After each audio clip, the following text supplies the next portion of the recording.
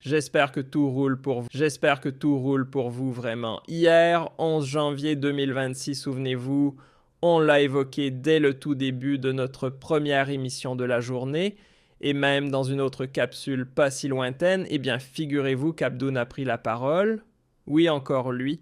Il a lancé une sorte d'appel solennel à l'intention des Algériens et Algériennes qui ont quitté le pays poussé, non pas par goût du voyage, mais par une nécessité vitale, fuir la répression politique. Et attention, ce n'est pas moi qui le dis, c'est lui qui le concède ouvertement.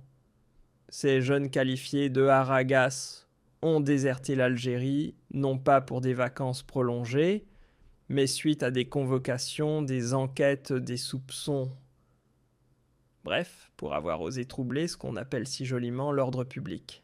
Mais attendez, je vous cite mot pour mot ce que le communiqué final du Conseil des ministres, séance présidée par nul autre que Majboun, a mentionné hier des affaires liées à l'ordre public ou à d'autres motifs similaires.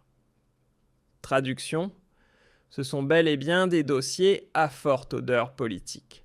L'ordre public chez nous, cela se traduit par quoi? Des marches pacifiques, le Irak, des sit-ins, des statuts Facebook, quelques vidéos TikTok, des prises de parole en ligne, et on ose appeler ça un danger public? Non.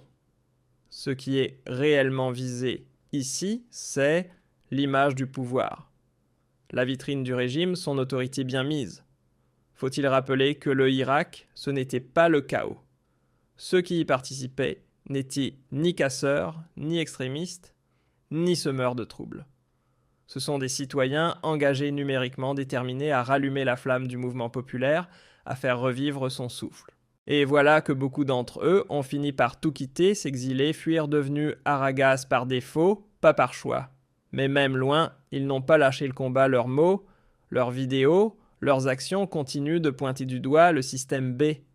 Ce qui, vous l'aurez deviné, dérange prodigieusement le pouvoir actuel, celui de Bonn, qui aujourd'hui tente de les faire rentrer à condition de se tenir à carreau, parce que le texte du Conseil des ministres, il dit hier, voilà ce qu'il dit. Par conséquent, le Conseil des ministres, réuni sous la présidence de Monsieur le Président de la République, est en accord total.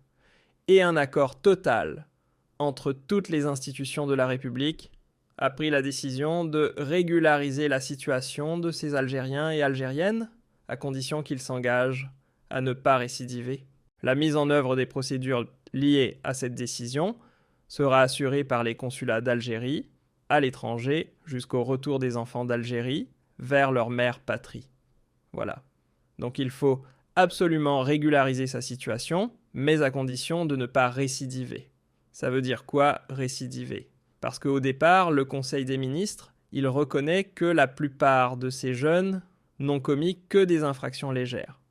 Je cite le texte du communiqué final du Conseil des ministres. Il dit que la plupart de ces jeunes n'ont commis que des infractions légères, comme la crainte d'une simple convocation par la police ou la gendarmerie nationale pour être entendus sur des faits liés à l'ordre public ou à d'autres motifs similaires. Donc il y a une erreur. L'erreur, c'est que ces jeunes-là n'auraient jamais dû être entendus. C'est qu'ils n'auraient jamais dû être convoqués. Ils n'auraient jamais dû être inquiétés parce qu'ils ne sont coupables de rien.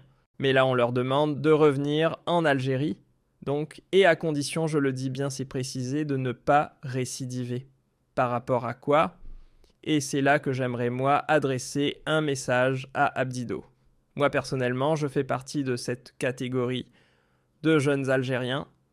Je ne suis pas en situation irrégulière parce qu'il parle des gens qui sont en situation régulière.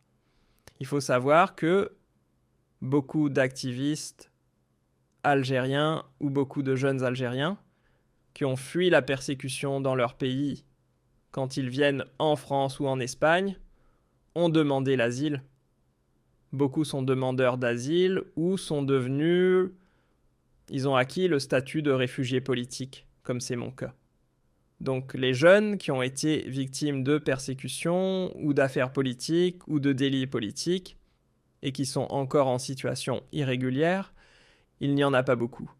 Je n'en connais pas beaucoup parce que dès que tu arrives en exil, tu as été victime. Après, c'est vrai que la procédure de demande d'asile souvent exige d'avoir été réellement persécuté. Si tu n'as pas fait de prison, si tu n'as pas été torturé, violenté, si tu n'as pas été incarcéré, si tu n'as pas été au moins placé en garde à vue, si tu n'as pas une affaire, c'est très difficile d'obtenir le statut de réfugié politique s'il n'y a pas de fait avéré. Beaucoup de ces aragas, effectivement, de ces jeunes qui ont fui le pays, sont restés aragas parce que dans leur demande d'asile, ils n'ont pas suffisamment de documents à fournir. Une simple convocation, ce n'est pas une preuve suffisante de répression aux yeux des autorités françaises pour accorder l'asile. Maintenant, le problème n'est pas est-ce qu'on a les papiers ou on n'a pas les papiers. Disons que, d'après ce que j'ai compris, le texte de ce Conseil des ministres s'adresse à tous ces Algériens, toutes ces Algériennes qui sont à l'étranger et qui donc, comme eux, qui salissent la réputation dans le pays parce qu'ils sont instrumentalisés par des mouvements politiques ou par des cercles mafieux criminels. Bon, ça c'est la terminologie très brusque, brutale du régime de Beau. Le problème n'est pas là. Mais là, par exemple, je suis prêt à revenir en Algérie. Oui, je suis prêt à revenir en Algérie. Je reviendrai. Mais qu'est-ce qui me garantit que monsieur Tébert ma liberté? Est-ce que moi, si je reviens demain en Algérie, est-ce que j'ai le droit d'exercer le journalisme?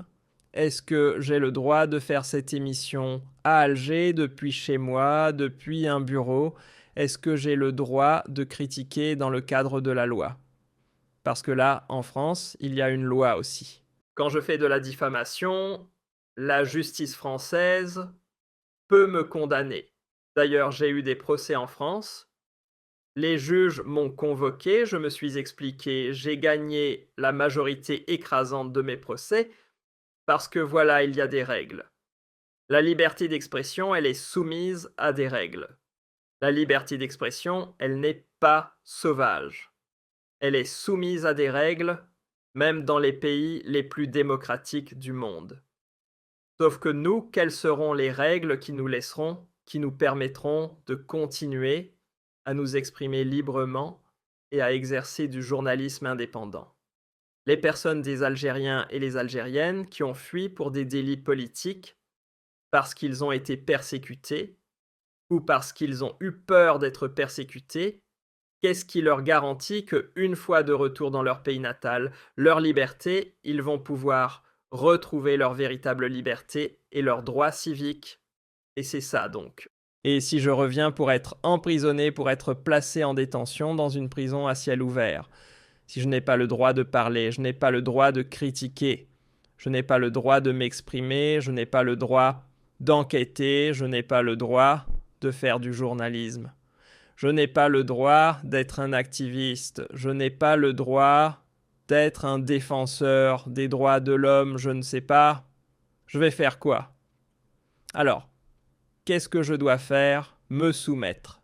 Parce que ça, c'est l'initiative du Rassemblement national. C'est la politique de Boun qui a été lancée depuis 2022, à savoir approcher les opposants, les activistes, les cyberactivistes ou les subversifs, les éléments subversifs algériens de l'étranger.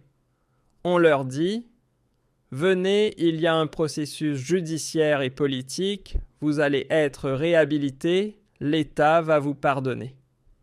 Mais à condition que quand vous rentrez en Algérie, vous fermiez votre gueule. Vous ne pouvez plus exercer, vous ne pouvez plus militer, ou vous ne pouvez plus vous engager dans une activité politique qui pourrait être jugée subversive. » Mais en Algérie, qu'est-ce qui est subversif aujourd'hui? Critiquer Bonn, c'est subversif. Critiquer, c'est subversif. Critiquer un ministre, c'est subversif. Critiquer le Doran d'Alger, c'est subversif. Publier des chiffres qui contredisent les chiffres du gouvernement, c'est subversif. Critiquer ou les annonces des ministres des légions du pays subversif. Donner une autre version ou proposer d'autres solutions, une autre ou donner, comment dirais-je, apporter un autre récit des événements, des crises internationales qui frappent l'Algérie, c'est subversif. Donc le problème, c'est que l'on est prêt à revenir en Algérie. Mais est-ce que les dirigeants, ce n'est pas nous le problème, ce ne sont pas les opposants, les activistes qui sont à l'étranger ou les journalistes qui sont à l'étranger?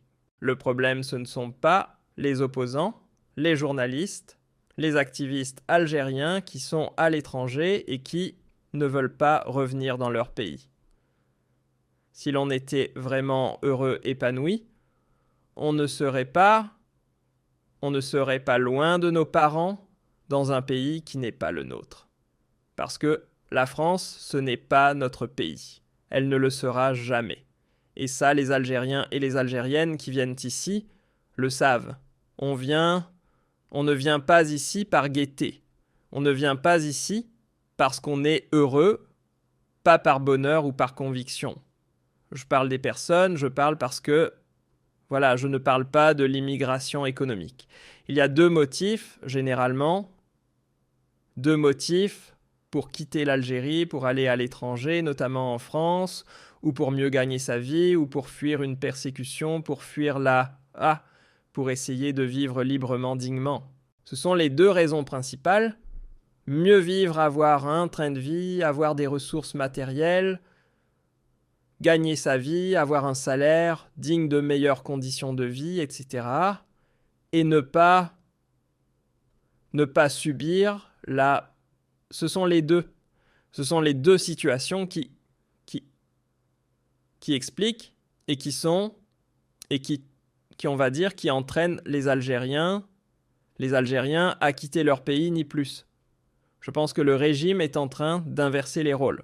Ce n'est pas de la responsabilité des Algériens qui ont fui leur pays illégalement ou même légalement. Ils ne l'ont pas fait de gaieté de cœur. Personne ne quitte son pays de gaieté de cœur. Il y a un malaise, il y a des injustices, il y a une ogre, il y a des violations flagrantes des droits de l'homme. Il y a des libertés et une dignité qui ont été bafouées. Si le régime restaure la liberté, les libertés publiques individuelles, s'il accepte les critiques, accepte que l'on parle, accepte que l'on s'exprime, accepte que l'on lutte pour ses droits sociaux, des grèves. Ils ont fait des grèves. Pour une grève, il y a des activistes qui ont été emprisonnés récemment en Algérie pour avoir documenté cette grève, c'est-à-dire pour avoir fait des vidéos sur cette grève, pour avoir parlé de cette grève. Même pas pour avoir entamé la grève. Donc il y a des anomalies. Ça, c'est une anomalie. Est-ce que un pays qui emprisonne ses enfants pour une lutte pacifique pour leurs droits sociaux ou pour une expression pacifique pour leurs droits sociaux est un pays digne de confiance? Est-ce un pays qui peut rassurer? Est-ce un pays qui peut retenir ses enfants pour qu'ils ne partent pas à l'étranger, même illégalement, et en traversant la mer à leur risque et péril? C'est ça la question. Est-ce que B doit comprendre, s'il veut absolument que cette opposition à l'étranger ou que ces critiques de l'étranger, ça a son intensité ou qu'elle soit régulée ou contrôlée comme il le veut? Lui, il faut qu'il accepte lui-même les critiques dans son pays. Il faut que Abdou nous accepte. Est-ce que Abdou, tu es prêt à accepter Abdamar? Tu es prêt à accepter Saïd Md? Tu es prêt à accepter MRDZ? Tu es prêt à accepter les autres? Tu es prêt à accepter? Il y a pas mal d'activistes. Il faudrait que le régime nous accepte. Tu rentres, mais tu ne récidives pas. Moi, je n'ai rien fait de mal pour récidiver. Moi, je suis condamné à mort, mes enfants kidnappés, ma famille brisée. Je n'ai rien fait de mal, moi. J'ai volé, j'ai fait, je n'ai rien fait. Et je n'ai aucun contact avec les autorités d'un service étranger, et les autorités algériennes le savent. Honnêtement, je suis parti parler avec les autorités algériennes au Guelom. Il n'y a pas de problème. Moi, je suis prêt à revenir dans mon pays. Je veux bénéficier de... Je veux avoir une grâce d'abord, parce que je n'ai rien fait. Je veux être réhabilité dans mes droits civiques, dans mes libertés publiques et individuelles. Mais est-ce que vous, en tant qu'autorité, vous allez respecter nos libertés? Vous allez respecter nos droits? Vous allez nous laisser nous exprimer? Vous allez nous laisser parler? Vous allez nous faire du journalisme indépendant? D'accord. Non. Il n'y a pas de réciprocité. Tu rentres en Algérie, tu fermes ta gueule. Rentre en Algérie et ferme ta gueule. Rentre en Algérie et soumette-toi. Rentre en Algérie, mais il faut s'agenouiller. Rentre en Algérie, accepte l'arbitraire. Ça, ce n'est pas possible. Ça, c'est du chantage. Ce n'est pas un appel. Ça, c'est du chantage. Encore une fois, ça coûte quoi, Abdid? Des centaines de médias, ça compte. En quoi ça te dérange d'avoir Algérie, un ou deux médias Algérie par Mag Liberté qui te critiquent, qui s'opposent, qui ont une certaine liberté de ton? En quoi ça va te déranger? En quoi ça va empêcher tes bons de dormir? En quoi ça va te déranger d'avoir des TikTokers, des Facebookers, des YouTubers qui s'expriment librement, qui critiquent? Bien sûr, il faut criminaliser. Criminaliser, il faut interdire ou il faut punir la calomnie, l'atteinte à la vie privée, l'atteinte à la considération, à l'honneur. Et quand on parle de faits concrets, de faits avérés, quand on parle d'un simple commentaire sur l'actualité ou d'une simple analyse factuelle ou d'une opinion libre sur un fait général, allez, je ne peux pas m'exprimer dans mon pays. Pourquoi je ne peux pas m'exprimer dans mon pays? Pourquoi je me sens plus libre en France que dans mon propre pays? C'est ça la question qu'on doit se poser. Pourquoi je me sens plus libre à l'étranger, ailleurs que dans mon propre pays? Pourquoi rentrer et fermer sa gueule? Ce n'est pas un choix. Ce n'est pas un choix digne non plus. Ce n'est pas un choix honorable. L'être humain, vous pensez que je ne pleure pas mon pays? Vous pensez que les Algériens à l'étranger, ne pleurent pas leur pays? Ils ne voudraient pas être avec leurs proches, leurs enfants ou leurs amis d'enfance, etc. Mais si tu n'es pas libre dans ton pays, si tu ne peux pas respirer dans ton pays, si tu ne peux pas t'exprimer librement, si tu ne peux pas t'épanouir, parce que si l'on ne peut pas être heureux, si l'on est malheureux parce qu'on est trop soumis, parce qu'on est soumis à un arbitraire, un appareil répressif trop brutal, eh bien les gens vont fuir.